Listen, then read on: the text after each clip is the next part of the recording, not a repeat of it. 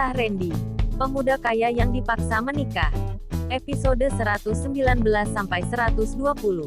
Sementara itu di rumah sakit, Alex duduk di samping Amora yang tampak pucat pasi. Sesekali Alex menatap selang infus yang tergantung di samping tempat tidur Amora. Alex seakan-akan takut kalau selang infus itu tidak alirannya macet. Sesekali Alex menawarkan air minum kepada Amora. Amora tampak menggelengkan kepalanya dengan lemah. Kedua orang tua Amora sedang ada di Beijing untuk urusan bisnis. Amora sudah memberitahu kalau ia sedang sakit dan harus dirawat. Tetapi karena ada delay penerbangan ke Indonesia, mereka baru akan datang besok. Untungnya Amora menyimpan nomor handphone Alex. Entahlah, ia merasa bahwa Alex bukan orang yang jahat, sehingga ia memberanikan diri untuk meminta tolong membawanya ke rumah sakit ketika ia merasa sangat sakit dan tidak berdaya. Dan akhirnya Alex lah yang mengurus segalanya, mulai dari mengurus administrasi hingga menunggui dan menghiburnya. Alex sendiri merasa bersimpati dengan Amora.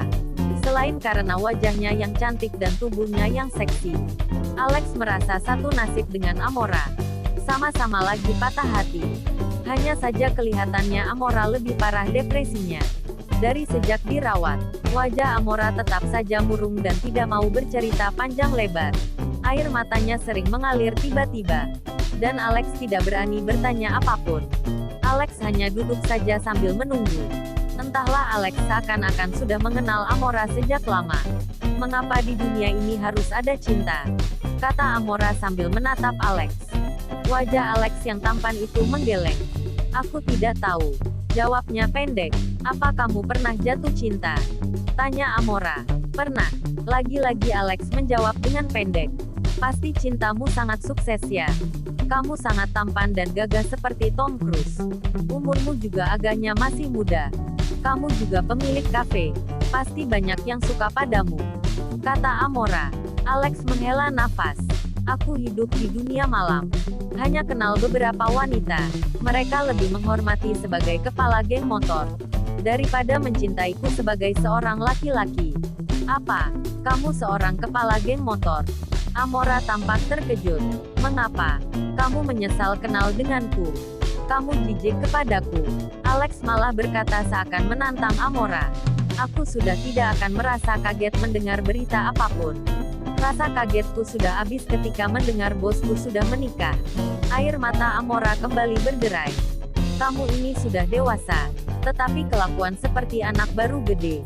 Hidup jangan terlalu lebay, kata Alex dengan perasaan miris. Sebenarnya ia berkata seperti itu seakan sedang berkata tentang dirinya sendiri. Bagaimana ia merasa sangat sedih ketika Jasmine menikah dan ingin memukuli Randy.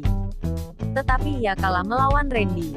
Bagaimana ia berencana hendak merubah gaya hidup demi cintanya kepada Jasmine. Ia ingin meninggalkan dunia malam dan hendak fokus dengan kuliah dan pekerjaannya. Ia akan belajar mengelola suatu usaha. Ia ingin menunjukkan kepada Jasmine kalau ia bisa seperti Randy. Walaupun kemudian ia berencana untuk menikahi Andrea. Karena ia merasa bertanggung jawab terhadap wanita itu. Bukan berarti cintanya kepada Jasmine sudah luntur. Tetapi ia merasa bahwa hidup harus realistis. Lagi pula secinta-cintanya ia kepada Jasmine. Kalau harus menjadi perebut istri orang ia tidak sanggup. Ia sangat menghormati Jasmine. Ia tidak ingin membuat Jasmine berselingkuh kecuali Jasmine memang benar-benar tidak mencintai Randy. Dan ia siap menikahi Jasmine jika Jasmine bercerai dari Randy. Tetapi harapannya sedikit sirna ketika jelas-jelas Jasmine malah berteriak bahagia. Ketika dia bilang kalau ia dan Randy taruhan dengan balapan motor. Alih-alih Jasmine marah kepada Randy, Alex melihat malah Jasmine sangat bangga. Ini sangat menyesakkan hatinya. Dan ia sekarang menyadari kalau Jasmine memang tidak pernah mencintainya. Dan mungkin ia harus belajar menerima kenyataan. Kamu tidak pernah tahu rasanya mencintai seseorang bertahun-tahun. Kemudian orang itu malah menikahi orang lain. Dan yang membuat aku sangat menyesal adalah, orang itu menikahi orang yang kucintai melalui perjodohan. Bukankah itu tidak adil? Kalau seandainya bersaing secara fair play, mungkin aku masih bisa terima. Kata Amora sambil menghapus air matanya yang terus-menerus menetes tiada henti. Hah, Amora berhentilah meneteskan air mata. Kamu ini malah semakin memperparah rasa sedihmu, kata Alex sambil menghembuskan nafasnya dengan panjang. Aku juga tidak ingin menangis, tetapi air mata ini sulit aku tahan. Aku sangat sedih. Aku ingin mati bunuh diri rasanya, kata Amora. Kamu tahu aku memang jarang sholat. Bahkan sholat Jumat juga jarang-jarang. Tetapi jadi kalau aku harus mati sekarang, aku jelas aku belum siap. Aku tidak tahu apakah nanti aku mati masuk surga atau neraka. Inginnya sih aku mati masuk surga. Kamu sendiri ingin masuk kemana? Surga atau neraka? Kata Alex sambil tertawa kecil. Ia jadi mentertawakan dirinya sendiri. Ia banyak berbuat dosa tetapi mati ingin masuk surga. Tentu saja aku juga ingin mati masuk surga, kata Amora sedikit sewot mendengar kata-kata Alex. Lalu mengapa kamu ingin bunuh diri hanya karena cinta? Bunuh diri itu dosanya besar. Arwahnya tidak akan diterima oleh bumi dan langit. Kamu ingin jadi hantu gentayangan dan masuk neraka, kata Alex lagi membuat Amora semakin uring-uringan. Mengapa kamu malah menakut-nakutiku? Kamu ternyata sangat menyebalkan, kata Amora. Kalau begitu, berhenti memiliki keinginan mati bunuh diri. Hidup terlalu singkat untuk ditinggalkan begitu saja. Walaupun kehidupanku tidak terlalu indah. Ayahku selingkuh dan meninggalkan ibuku. Aku direbut paksa dari ibuku oleh ayahku dengan tidak memberikan tunjangan pada ibuku. Ibuku meninggal karena sakit tekanan batin. Aku juga dibenci oleh ibu tiriku yang usianya hanya beda beberapa tahun denganku. Aku juga ditolak oleh 2 orang wanita. Kamu pikir hidupku tidak berat? Tetapi aku masih waras untuk tidak membunuh diriku sendiri. Apa kamu tahu bagaimana para penderita penyakit kanker berjuang mati-matian untuk melawan penyakitnya demi sebuah kata kehidupan? Lalu bagaimana mungkin kita yang sehat tiba-tiba membunuh diri kita sendiri dengan alasan apapun? Ayolah Amora, bangkitlah. Kamu ini sangat cantik. Aku yakin jika kamu membuka hatimu, maka akan banyak pria yang jatuh hati padamu, kata Alex berapi-api. Kamu ini, usiamu masih muda tetapi bicara seperti ahli psikologi. Ketua geng motor yang aneh. Kamu terlalu baik untuk hidup di jalanan. Berapa usiamu? Kata Amora tiba-tiba. Setelah ia menyadari bahwa pria yang di depannya ini terlihat masih sangat muda. Garis wajahnya yang tegas dan gagah tetap tidak bisa menghapus garis kemudaan pada wajahnya. Umurku 20 tahun. Harusnya aku sudah kuliah tingkat 2 sekarang. Tetapi aku DO tahun kemarin. Mungkin tahun ini aku akan kembali melanjutkan kuliahku, kata Alex. Kamu masih sangat muda. Tiba-tiba Amora menjadi merasa menyesal mengapa usianya lebih tua dari Alex. Memangnya mengapa kalau aku masih muda? Tanya Alex sambil mengerutkan keningnya. Amora menggelengkan kepalanya dengan wajah yang memerah. Ia mencintai Randy bertahun-tahun lamanya. Ia tidak pernah memalingkan wajahnya kepada pria lain. Orang tuanya sudah sering kali mencoba mempertemukan dia dengan anak koleganya. Tetapi Amora selalu menolak. Ia tidak tertarik dengan pria lain. Tetapi Alex ternyata mampu membuatnya memalingkan perhatiannya. Walaupun masih belum bisa dipastikan apakah ini bibit dari cinta atau bukan. Atau apakah ini hanya sekedar simpati sesaat. Atau ini adalah bias dari rasa sakit hatinya kepada Randy. Melihat Amora hanya terdiam dengan wajah memerah, Alex lalu berkata lagi, kedewasaan itu tidak dilihat dari umur, tetapi dari sikap dan tingkah laku. Aku sudah terlalu lama hidup menderita dan kekurangan kasih sayang. Ada kalanya hidup mengajarkan kepadaku tentang arti dari suatu kedewasaan. Tetapi aku juga manusia biasa yang memiliki rasa egois. Jadi ketika ayahku selingkuh lalu menikahi wanita yang lebih pantas jadi anaknya, maka jiwa mudaku terkadang memberontak juga. Aku lebih memilih keluar malam daripada harus bertemu muka dengan ibu tiriku. Ayahku mengikatku dengan uang. Aku berhenti kuliah untuk membuat ayahku marah. Aku juga jadi trauma terhadap wanita yang cantik yang memiliki sifat materialistis. Aku bahkan tidak ingin jatuh cinta lagi sampai aku bertemu dengan gadis cantik yang galaknya luar biasa. Gadis tangguh yang tidak suka disentuh laki-laki. Aku menyukainya dan sangat mencintainya. Sayangnya ia ternyata dinikahkan secara paksa dengan cucu teman kakeknya. Bak kisah Siti Nurbaya di abad modern. Dia akhirnya menikah dengan pria itu. Sesungguhnya dia adalah cinta pertamaku dan aku tadinya akan berharap jadi cinta terakhirku juga. Tetapi sayangnya manusia hanya berencana. Tapi takdir Tuhan juga yang menentukan. Sungguh tadinya aku tidak bisa terima dengan kenyataan ini. Dan menganggap kalau gadis itu menikahi suaminya karena merasa terpaksa. Aku mulai berpikir untuk melakukan apa saja agar aku dapat memisahkan mereka. Tetapi ternyata aku salah. Aku mulai sadar diri ketika melihat kalau ternyata gadis itu terlihat lebih menyukai suaminya dibandingkan aku. Wajah Alex yang kini mulai terlihat murung. Amora menjadi terkejut dan melihat ke arah Alex dengan seksama.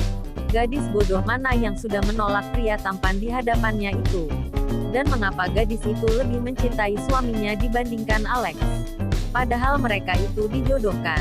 Tangan Amora tiba-tiba refleks mengelus tangan Alex yang berotot. Tetapi kemudian Amora segera menarik tangannya kembali. Mukanya sedikit pucat kaget dengan keberanian dirinya sendiri. Bagaimana bisa ia tiba-tiba menyentuh pria yang baru saja ia kenal? Alangkah memalukan dirinya. Tetapi ia tidak tahan melihat wajah Alex yang murung dan sangat menyedihkan. Alex sendiri malah tidak menyadari kalau Amora menyentuh tangannya. Ia malah larut dengan kesedihannya. Amora sedikit bernafas lega karena Alex tampak tidak menyadari kelakuannya tadi. Amora jadi menggigit bibirnya sendiri dan berusaha menenangkan perasaannya yang mulai berdebar kencang. Amora lalu berkata kepada Alex sambil pura-pura acuh tak acuh. Tapi karena ia menyembunyikan perasaannya yang berdebar-debar tidak karuan, Amora malah tidak sadar berkata memuji Alex. Apa mata gadis itu buta? Mengapa dia sampai menolak pria setampan kamu? Kata Amora tanpa sadar. Alex menjadi tersenyum lucu. Darah Amora menjadi berdesir. Dada yang berdebar berubah menjadi bergejolak. Sayangnya pria yang menjadi suami gadis itu jauh lebih tampan dari aku. Bagaikan bumi dan langit, kata Alex. Mata Amora melebar mendengar perkataan Alex. Pria seperti apa yang tampannya melebihi Alex? Alex ini memiliki badan yang tinggi tegap dengan kulit yang bagus. Matanya tajam dengan hidung yang mancung dan bibir yang sangat bagus. Rahang yang kokoh membuat Alex tampak seperti Jamie Dornan. Sangat macho dan hot. Amora menatap Alex lekat-lekat ketika ia tiba-tiba teringat Randy. Ia kemudian membandingkan antara Alex dan Randy. Kalau dibandingkan antara mereka berdua, memang Randy jauh lebih tampan dari Alex di mata Amora. Tetapi memang ini tergantung selera. Alex balas menatap Amora. Mereka berdua akhirnya saling berpandangan tanpa sepatah kata pun yang terucap. Ketika tiba-tiba ada perawat masuk sambil membawa resep dokter. Silahkan Kak, ini ditebus dulu di bagian farmasi agar obatnya bisa saya berikan nanti sore. Kata perawat itu kepada Alex. Mata perawat itu tampak berbinar melihat ketampanan Alex dan itu disadari sekali oleh Amora. Amora jadi cemberut melihat mata perawat yang berbinar itu. Alex sendiri tidak menyadari kalau Amora tidak suka melihat perawat yang terlihat sangat menyukai Alex.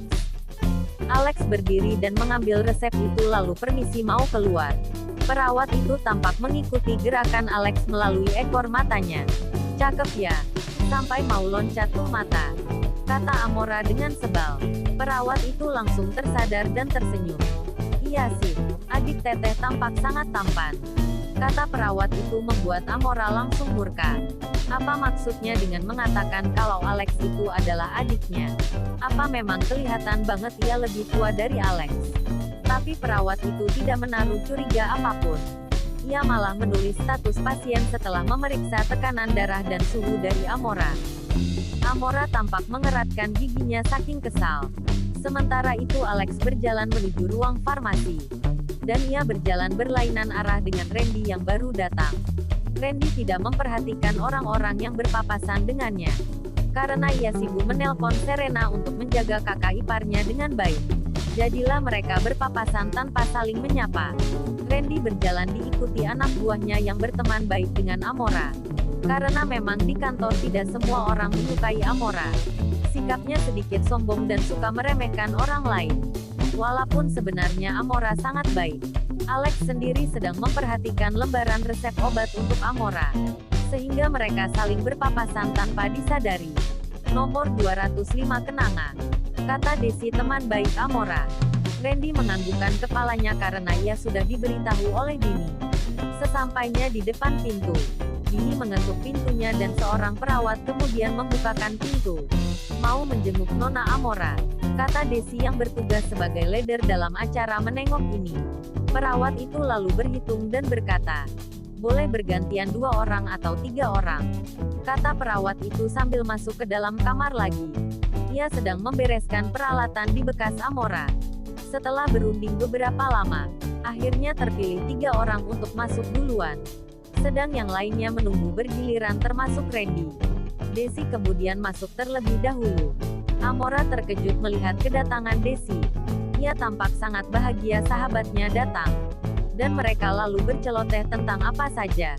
Hingga kemudian Desi berkata, aku sudahi dulu ya. Di luar banyak yang mau datang. Termasuk Pak Randy. Kata Desi kepada Amora. Amora melotot dengan mulut terbuka. Siapa? Pak Randy. Kata Amora terkejut. Ia bertanya untuk menegaskan sekali lagi dengan suara keras. Membuat Randy yang ada di luar menjadi terkejut karena namanya dipanggil. Ia lalu membuka pintunya dan hanya memperlihatkan kepalanya dan berkata kepada Amora. Kamu memanggilku. Kata Randy kepada Amora. Amora malah terkesima. Alih-alih menjawab pertanyaan Randy, Amora malah pingsan dengan sukses.